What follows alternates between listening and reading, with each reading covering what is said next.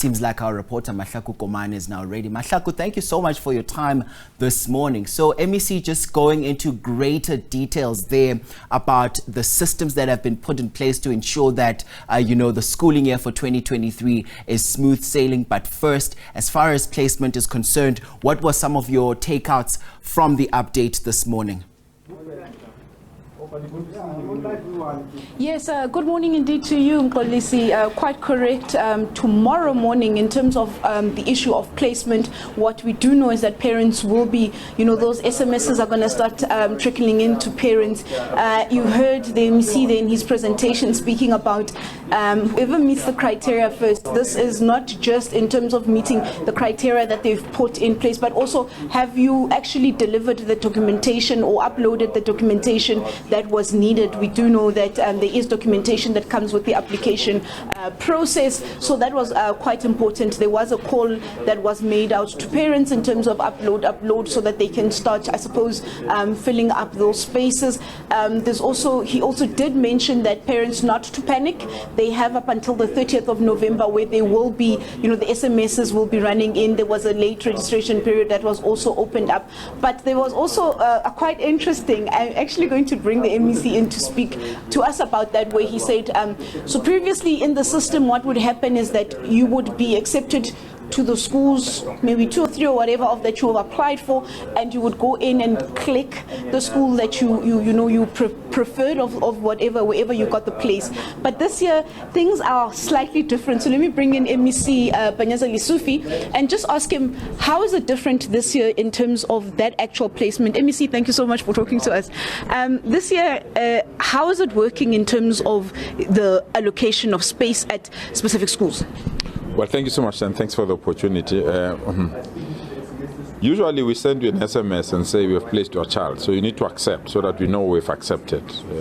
But that costs lots of delays because other parents that have not been placed have to rely on you accepting so that we can release other places where you feel that you still needed an opportunity to place your child there. So this is different. We will send you an SMS from the schools that we've applied from and say we have placed your child at school X. And that's the end. You don't have to do anything. You don't have to click to accept or not. It means that your child is placed there unless you object to say, I don't want this school. Then we'll be in a position to entertain your objection. So this is completely different so that we can release as many SMSs as quickly as possible. Previously, we have to wait for you, and some parents are anxious because they don't get the SMSs, and it creates a backlog of placement. So we're hopeful the last SMS will release by the 30th of November, and by that time, I'm quite convinced that no one will still be outstanding. MEC, you also spoke about, the requirements. Always, I know you're going to be sitting with calls and complaints about this. You spoke about home address being the key one. But we also know there are your high-pressure schools where there is, of the 2,000, perhaps 800 of those parents actually qualify to be, they meet the requirements. What happens if I'm that parent, that applicant number 655, and, the school finishes at 600? What does the system do? What will you be doing for me as a parent there? Remember, whoever applied, their child will be placed. The question is, are we placing you at the school of your choice? If you feel the school is not your choice, you have a right to object. But we have a constitutional obligation to place your child. So where we know there is vacancy, and you have not even applied at that school, we have to place your child because we don't want your child to stay at home. So we have to choose. Is your child better off staying at home, not going to school, or is your child is better off to be placed at another school? So those are the logistical things that we'll do after the 30th of November. But for now, we will place your child out of the 5 schools that we've applied from. We will place your child at one of those particular 5 schools. Last question. MEC, in terms of the areas, we speak about them every year, Pretoria North, Tshwane North area, Alberton Corridor, it's Joburg South as well, I think, Johannesburg North also, the Naturena area, that's south as well. What are the plans there? Well, this year we're proactive. What we did, when the applications started to trickle in, we could sense where the most applications are coming from. So what we did, we said, HOD, instead of waiting for building a brick and mortar school in that area, let's expand the classroom in that school. So we allocated an average between 2 to 5 million per school. that have high pressure to say go and build additional classroom inside your own yard. It's easier. You don't have to wait for long plans. The school can appoint a contractor immediately. They can monitor progress. So that has assisted us a lot. Majority of schools will be in a position to get extra classrooms before the end of this year. All right. You've heard them, MEC Lesufi, just telling us about home address, key requirement in terms of how those places or the placements are going to be filled in terms of the available spaces in the province in terms of schooling. Also speaks about that they were proactive this year. We know that every year we are in the same places, same problem. The demand is higher than what is available in terms of placements at certain schools. They have then gone out to those schools, allocated money, built classrooms, additional classrooms so that they could expand. But I suppose that does not really speak that much to the actual problem on the ground. If you saw earlier on as well, some of the schools have 2,000 plus applications. That's 2 extra schools when you minus what is the capacity that would be needed to be built in certain areas in terms of capacity.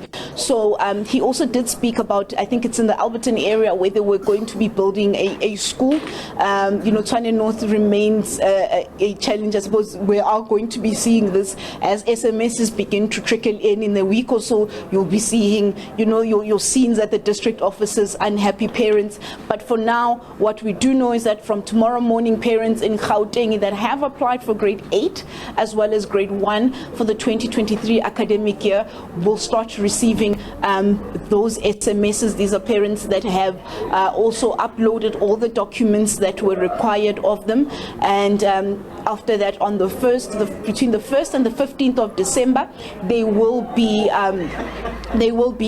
opening up for late placements or late applications rather for those parents that were unable to apply for schools during I think that July time when applications were open for next year's academic year. So now, Mahlaku, this time of the year for most parents is a time where some of them panic, and we've seen with the previous years, due to the influx onto the system, it became overwhelmed and subsequently crashed. Do we have an indication right now that we have an education registration system that will be ready for the influx of parents waiting to hear whether or not their children have been placed? Do they have the muscle that will ensure that it is able to withstand the influx as well as the pressure coming in from the parents this year? Yeah, you know what, let me call in the HOD. I'm going to steal him. He's moving. That's a good question. HOD, if you could just kindly join us.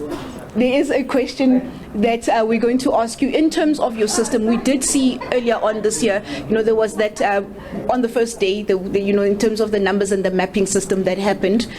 Are you ready now in terms of the system come tomorrow to be able to, ensure that we will have a system that is functional? Well, recall that when the system started, as any other technical system, you would have been able to find a technical glitch.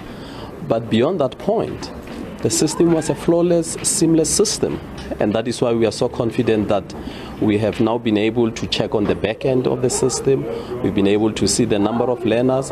Schools have been reporting on the parents that are uploading documents. Oh, by the way, I also have a child that's going to grade 1, and I had to apply. And you know what they had to say to me?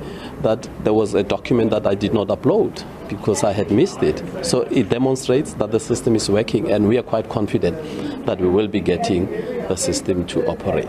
HOD, thank you so much for being hijacked like that. Mgolisi, you heard the HOD for the GDE saying that they're quite confident in terms of the system, that it will be operational. They've checked, they've done all their checks and balances. So it's all systems go tomorrow. We'll be seeing those SMSs trickling in. But in terms of the system crashing normally happens on the application processes and not necessarily during placements. That's where you see the challenge that, in terms of all the years that we've been using the system, that is where most of the challenges arises. It's at the application phase and not necessarily the placement phase. All right, Mahlaku Komani, thank you so much for that update. Indeed, that's Mahlaku Komani there covering, of course, that placement briefing by the Gauteng Education MEC Panyaza Lesufi there, of course, just touching base on the Gauteng placement process ahead of the 2023 schooling year.